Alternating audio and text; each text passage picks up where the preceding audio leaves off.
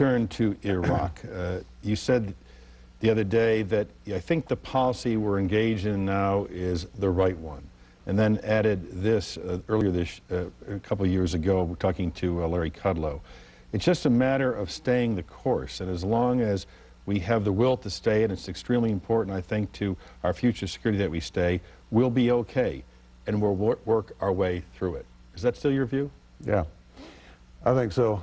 It seems to me like at the end of last year, we were losing the war. It seems to be now in the last 5 months that there have been a lot of good things happen there. You know, we just got through Ramadan, which is one of the worst periods for us historically, and there's less violence than the last 3 years there.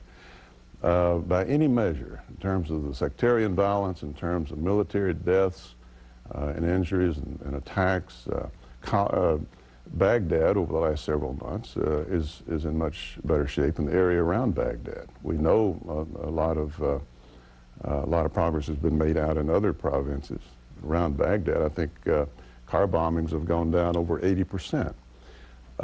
There's some reconciliation apparently taking place out in the country. Not enough is happening among the political leaders in Baghdad, for sure.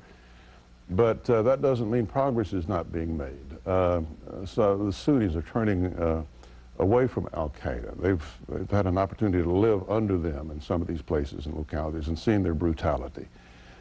They don't want that. They're turning toward us. Reconciliation between Sunnis and Shia and other parts of the country there. I think that we're making substantial progress there, and this would not be. Nobody knows what's going to happen. But this would be the worst time in the world to start talking about deadlines or cutting off funding or getting out prematurely. I would like to see nothing more than our troops start coming out of there, but as a part of a success scenario. And I think that's a realistic scenario that the generals on the ground there have in mind.